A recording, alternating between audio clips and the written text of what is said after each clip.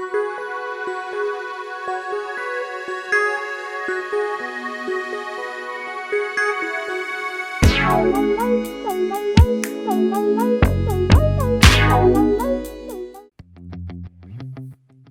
everyone and welcome. My name is Monica of Heartcraftpaper, and I'm so glad that you could join me today for a Floral Fairy Foragers card on Lavinia World. Here are some of the items that we're going to be utilizing for today's project. The main image of our card is going to be the Fairy Foragers, and I'm actually going to utilize all 4 of them. Next, I have a stylized font. This is part of the European stamp release that came through earlier this month from Studio Light, and I like the font that this has. I have 2 distress inks, and that is tumbled glass and dried marigold. I have 2 5.5 by 5.5 white pieces of cardstock, and then I have this die from 2D Stamps, and this is the Hearts in Floral corner die. I also have some roses that I'm going to be utilizing. I might use these, might not, depends. I have a butterfly die. This is from Memory Box. And then I have the Scribble Frond. This is also from Memory Box. And I know I keep bringing that in and wanting to use it, and I don't, but this time we will. Let's go ahead and get ready to start crafting. I'm going to start with the base of my card and blend in some tumbled glass, and then I'm going to start blending in some of the dried marigold. Now you'll notice that as I'm blending, I'm doing this slightly diagonally. I'm not going for a full straight across blend, but it is going to be these 2 colors. For whatever reason, when I think of the morning sky, I kind of have this idea of these light blues and oranges kind of coming across, and that's why I picked these 2 colors. They're very soft and very gentle. You just want to make sure that you go over back and forth with this. You can use a blending brush if you'd like, but because it's such a large area, I decided to go with my blending tools. All right, now I'm going to add some of the font. Here I have the stamp already ready, set to go, and Morning Mist, that's the color I'm going to be utilizing. It's a light gray, and I'm choosing this because it is fairly light. I don't want something too dark. And as you can see, I only covered a portion of the stamp. I want it to kind of give it slightly of a grungy look, and I don't want it to be a perfect stamped image, so I only covered half of it. And I'm going to go ahead and set that aside. That's all we're going to need for this particular stamp. Next, I'm coming in with a little circle die that I created. I just took a bunch of dies and cut out some circles. I have Hero Hues Unicorn ink, and this is a white pigment die. So we're going to be brushing in some circles. I have the small one, and what I'm looking to create is this kind of a bokeh effect.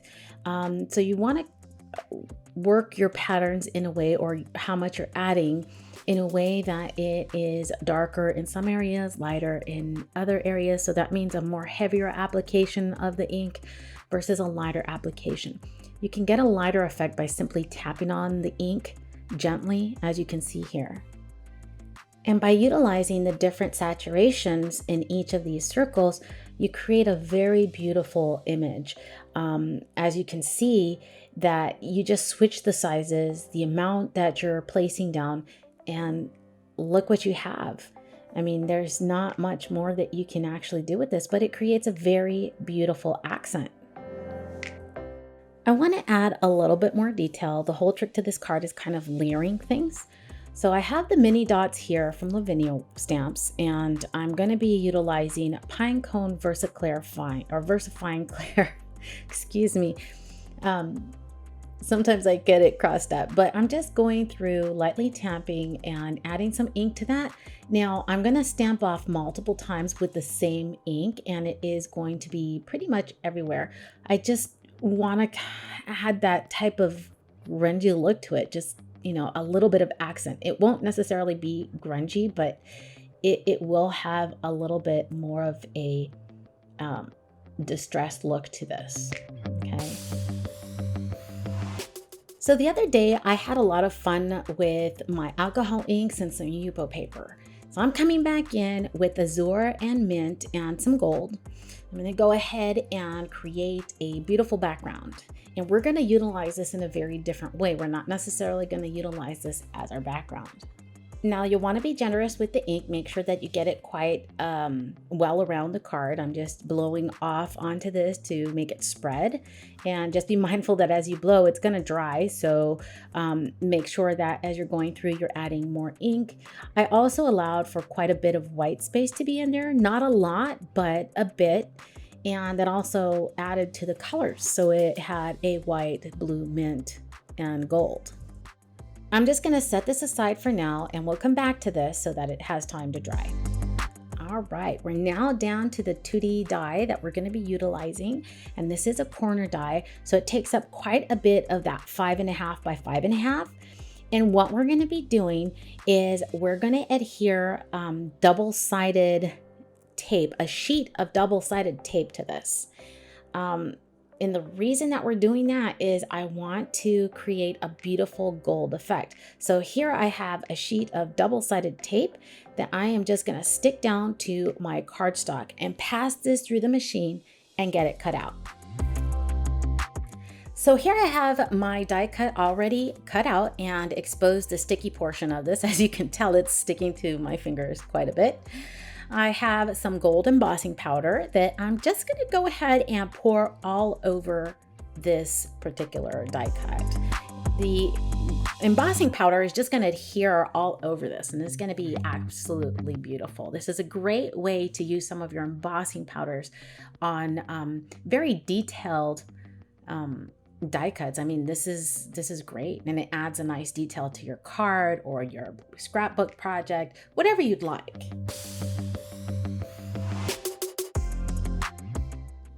So here you see that I have already coated the whole entire thing. I'm now ready to heat emboss this. I'm just going to clean up my work area and we'll get to the heat embossing. All right, so here I have my die cut flat on the piece of paper that I have. I'm going to utilize the paper, or if you have a glass top, just go ahead and utilize that. That will help keep it flat so that it doesn't necessarily roll up on you. Just make sure that as you're going through that you are passing the heat gun ever so lightly over the areas. You don't want your die cut to curl up too much. So let's go ahead and take a look. Here you can see that it's already starting to change. You get that beautiful gold color kind of coming through already. And I love the effect as you watch it just, change with the heat here. All right, let's have a look at just how beautiful this piece of cardstock is now. Beautiful shine. All right, time to work our little fairies. Now I have already set down these two little gals here with the light and the other one that's not holding the light. And the way that this is gonna work is I'm gonna take in some Monarch VersaFine Clear, and then here I have Warm Breeze, and I'm gonna create kind of an ombre effect. And what that means is that I'm gonna stamp off half of the image in the Warm Breeze, and then I'm going to come in with the Monarch color and add in some of that at the bottom, and then just stamp that off. You'll see just how pretty that looks because it's very different in the fact that you're not just using a solid color. And just make sure you press firmly. This ink is actually very good at creating some very solid images. Have a look. Look at how pretty that is. So let's go ahead and work the other two images in the same format. So once I get these all stamped out, I'm going to go ahead and die cut out these little fairies with the new fairy cuts. Those are some of the newest dies that are in the shop. They do coordinate with these particular images. Now, no, they are not from Lavinia, but they are set to coordinate and kind of in a way created by one of the designers for Lavinia. So here you have it. We're going to go ahead and cut these out. All right, now that my fairy cuts are done, I've come back with the Yupo paper that I created those alcohol ink patterns with, and I cut out my butterfly, and I also have that Scribble Frond that I used. Again, look at how beautiful utilizing die cuts with that alcohol ink paper just really came out. It's got the gold shimmer, the different colors, you have some of the white, and it's absolutely beautiful. So we're ready to actually set this all down onto our card. Now, the first thing that we are going to do is go ahead and adhere the background that I have already created. That's going to go onto my 5.5 by 5.5 card base. I got these card bases from Michael, so that might make it a little bit easier for you guys to find. But if not, you know, there are some wonderful ways to actually create it yourself. Just go ahead and get a piece of cardstock, cut it out, and make your own card base. So here I'm going to go ahead and set that down right on there. I like utilizing liquid glue, so that makes it a lot easier, and especially if I have to move it around. Now I do have a little bit of a border there, so I made sure that I centered it so any white peeking out is kind of even. I'm going to adhere down my corner right here, so that way you have that font kind of showing up in the background. You don't cover up that bokeh effect that has been created.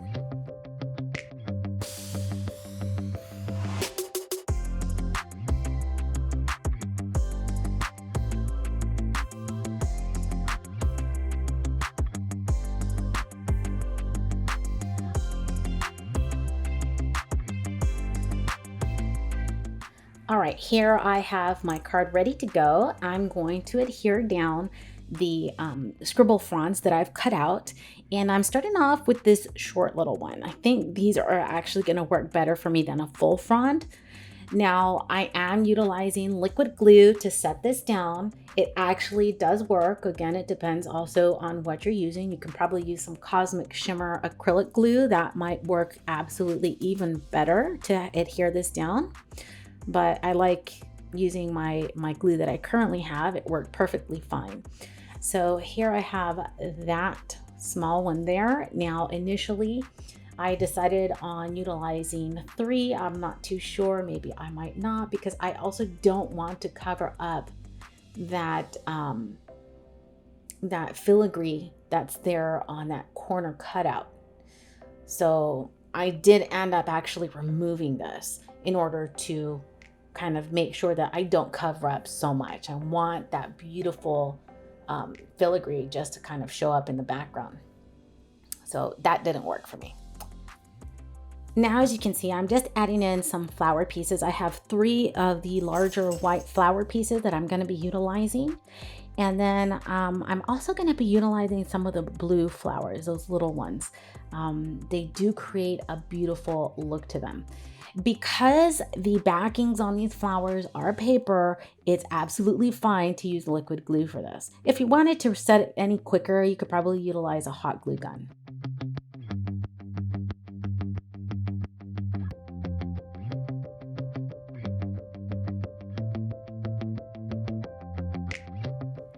Somewhere in my stash, I found these wonderful blue Calla lilies. I had purchased these a while back, so this color here matches perfectly. It's a little bit lighter than the blue roses, so it does match perfectly, kind of to that tumbled glass, I think.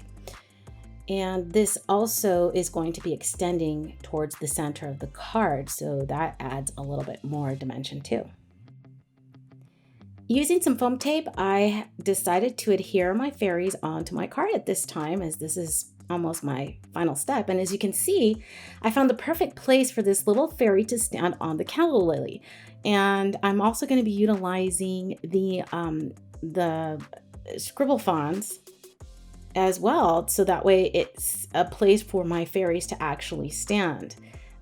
I think that the one that's kind of leaning towards the ground, having a place to sit on that leaf will actually be the perfect place for this.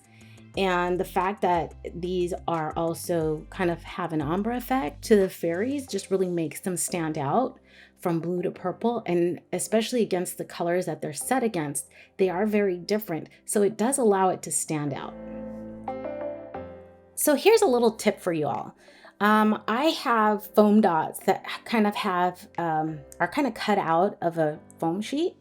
So I have little bits of scraps that you can see there And I actually utilize every bit of that sheet, regardless of whether it's, foam circles or not. As you can see, I've cut off several pieces.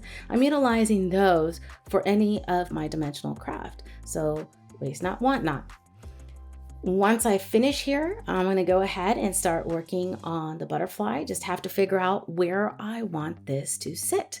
And I think there in between the fairies would be perfect, because you have that little fairy there that's kind of swooping down. I think kind of touching the butterfly's wing would be neat. For this, I'm going to utilize 1/8 inch double-sided tape in order to adhere it down. It's a little bit more difficult. You do want to make sure that if you are utilizing this, once you lift off that tape, that you kind of pull the excess into the center, just like I am here with my fingers. So that way you don't have too much of that tape kind of popping out.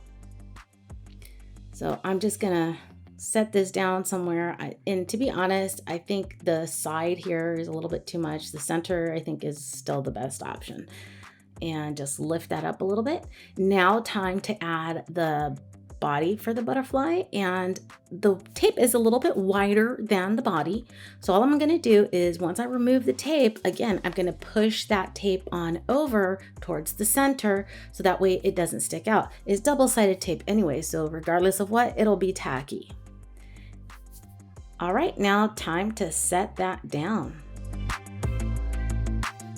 Just make sure you press firmly, adjust the antennas how you'd like, just like so, and make sure that those wings are nice and up, as the Yupo paper does give quite a stance to this. Let's take a closer look. And look at that, just how beautiful. You have a lot of details. You have the font in the background, the book effect. What more could you ask for? I hope you enjoyed this video tutorial. Go ahead and give it a thumbs up. Thanks for watching Lavinia World. For more videos and tutorials like these, don't forget to subscribe. You can visit the shop at www.laviniaworld.com. You can also follow us on social media.